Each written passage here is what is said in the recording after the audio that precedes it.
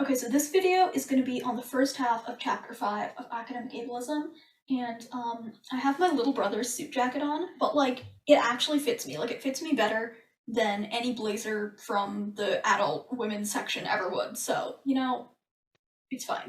Near the beginning of this chapter, Dolmage gives a warning that it addresses like rape and sexual coercion on campus, so, because we're discussing the content of the chapter, same warning applies. The first section of Chapter 5 is called Disability on Campus on Film, Framing the Failures of Higher Education. So as the title would suggest, in this chapter he discusses representations of disability in popular films that examine college and university life, and he highlights the irony in the fact that disability is underrepresented and suppressed in real life on campus, but overdetermined in film, and especially in popular films about college life. Instead of actually reflecting what happens at universities, these films instead disclose some sense of what our culture thinks colleges or universities should be like, in turn influencing or framing expectations of what the experience will be. The films that he's going to look at are also all powerfully and centrally films about disability, and so he says that examining these films helps us to understand the inextricable and complicated relationship between higher education and the difference disability makes. He argues that the most notable thing isn't even whether the representations of disability are accurate, but just the fact that over and over again, when moviegoers consume images of higher education, they're almost always encountering certain versions of disability. He explains that this chapter, like all of the others, also focuses on rhetorical space. So first he's going to examine how films about college and university offer fantasies of segregation. Those who are obviously different from the mainstream of college life are physically removed or at a remove from its social and educational spaces in plainly notable ways.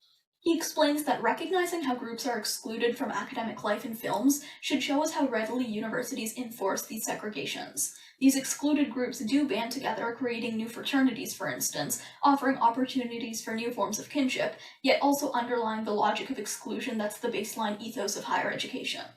He's then going to discuss how these films, in justifying the segregation of non-normative bodies and minds, really reveal the degree to which disability is educationally constructed and created in part by the administrative, curricular, and pedagogical proclivities and traditions of higher education.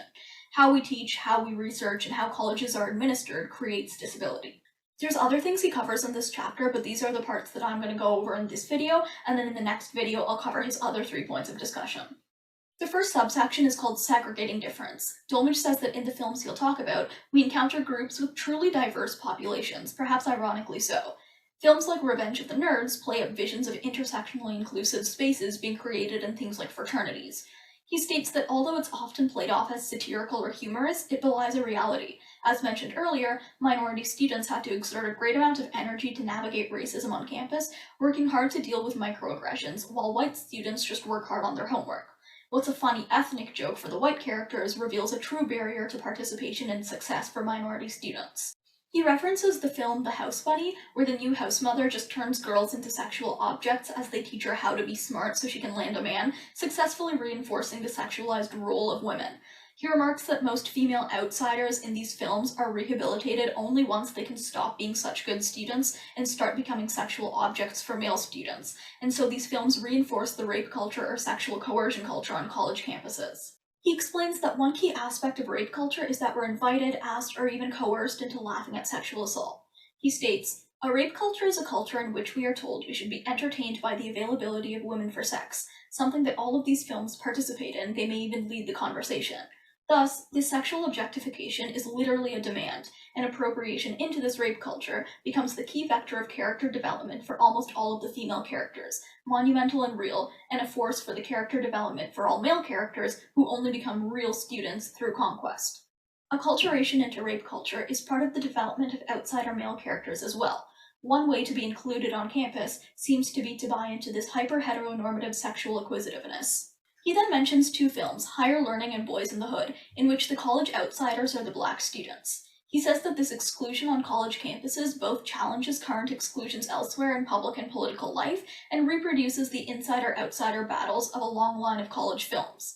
What remains constant is the powerful idea that colleges and universities sort students on campus and sort society more broadly. He looks at the movie Accepted, and in the movie, students rent out and clean up the old Harmon Psychiatric Institute building for their fake school, and at one point, a character asks why there are bars on the window, presumably because the building looks like a school in every other way. Dolmage says that in this movie, this reveals that the bars might be the only difference between this building and a real college building.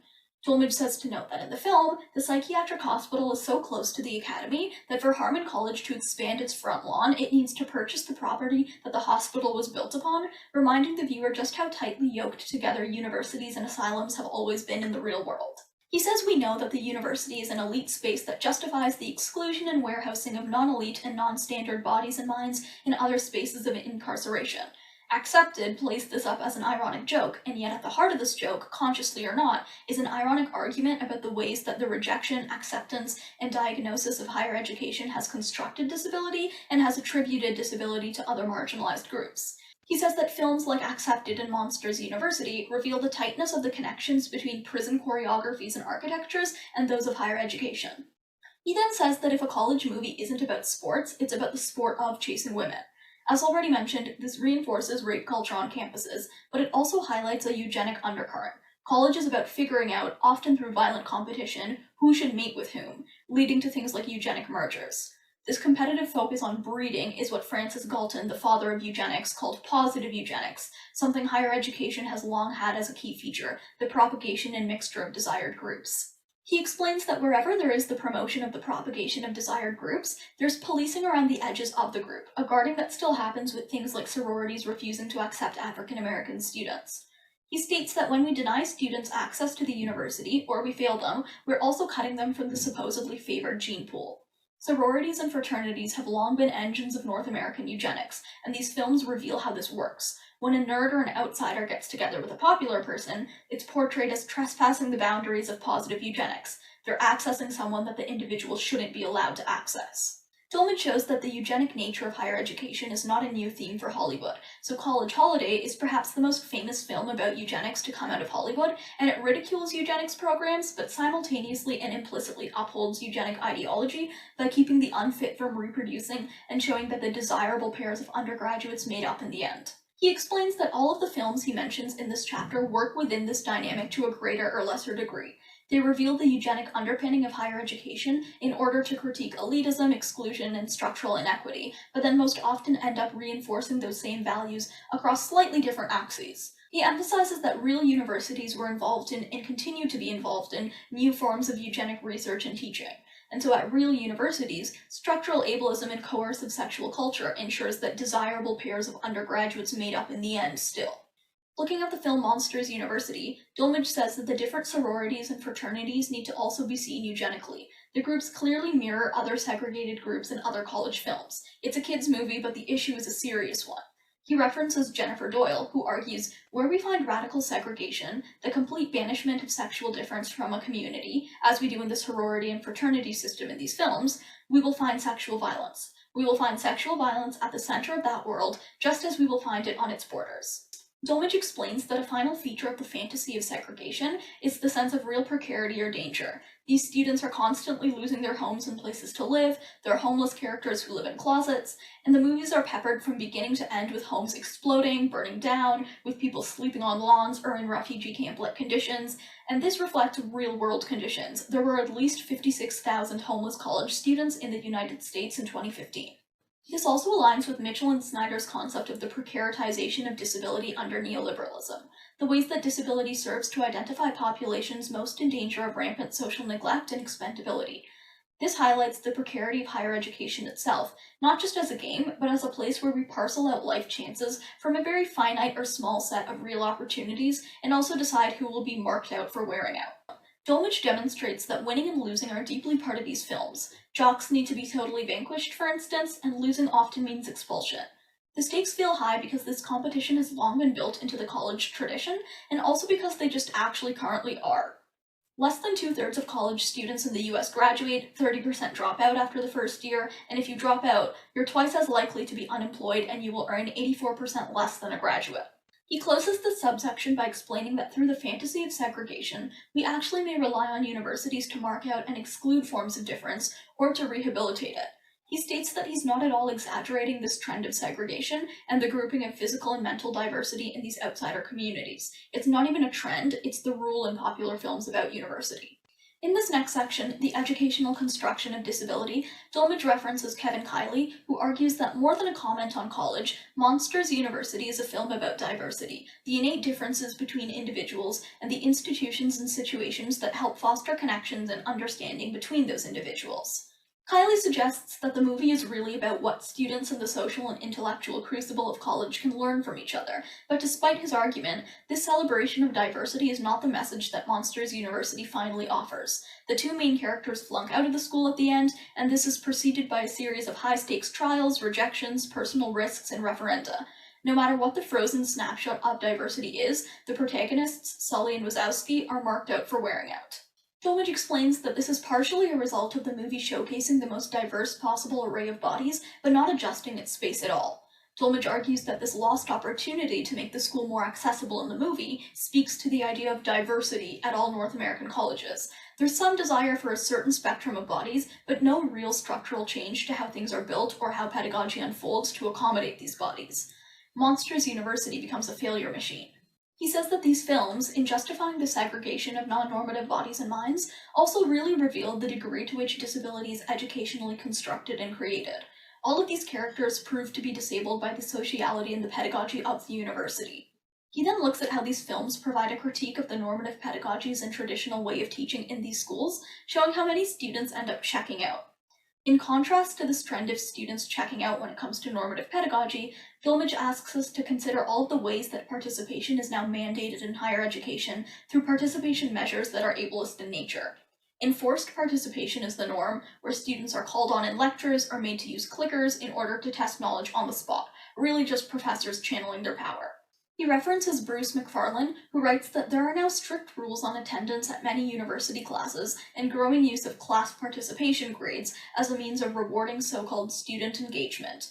These are reliant almost entirely on crude indicators such as turning up or asking questions, rather than harder to observe measures of genuine learning. Dolmage explains that these films portray the toll of these normative pedagogies and processes through a ticking time bomb character, one that might be classified as a third type of Samantha, Scary Samantha. He notes that characters are given mental or psychological disabilities as markers of their differences, and yet the university environment is also shown to make professors and students crack or go crazy.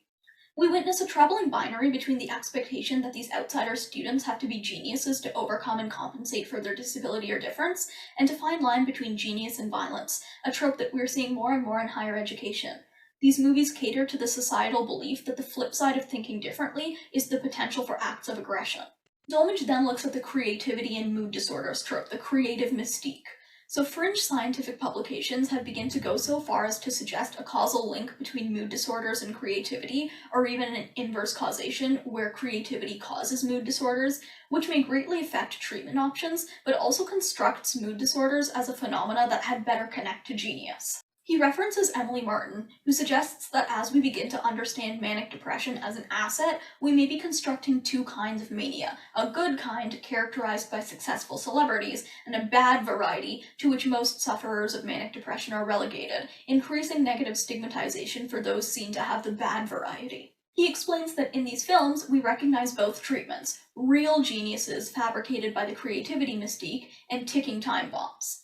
He says that we would be well advised to think carefully about the roots of both of these tropes in films about collegiate life, because both tropes do very little to shift the focus to ways that disability is educationally constructed.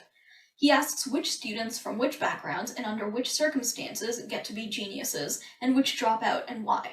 He says it's noteworthy that in almost every single one of these movies, the climactic scenes involve some form of extremely high-stakes testing, most often involving a mixture of sporting events, perhaps drinking, and more traditional scholastic contests like debates or speeches. In these scenarios, the outsiders compete well but eventually lose. Dolmage argues that this trend needs to be twisted into some form of critique of the adversarial, normative, very physically demanding, very time-sensitive and urgent, very high-stakes nature of the entire curriculum and pedagogy of the university. He references Tanya Tichkovsky, who argues there is an intimate relationship between establishing disability as an important form of critical knowledge production within the university and creating accessible learning environments where learning communities can thrive. These movies, while they feature a wide array of bodies, disabilities, and learning styles, rarely argue that the pedagogical or physical architecture of the school should be made to accommodate, let alone transform.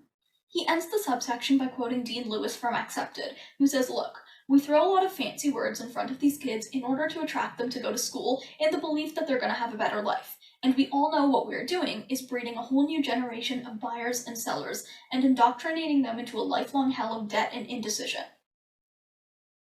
I think that sums up what we're doing pretty well. Okay, so that's the first half of chapter 5. The next video is going to be the last one in the series, and it's going to go over the second half of chapter 5, and then just final thoughts and comments and stuff like that. So yeah, that's all. Have a nice day, night, morning, afternoon, evening, whatever, wherever you are, however, what time, what? What?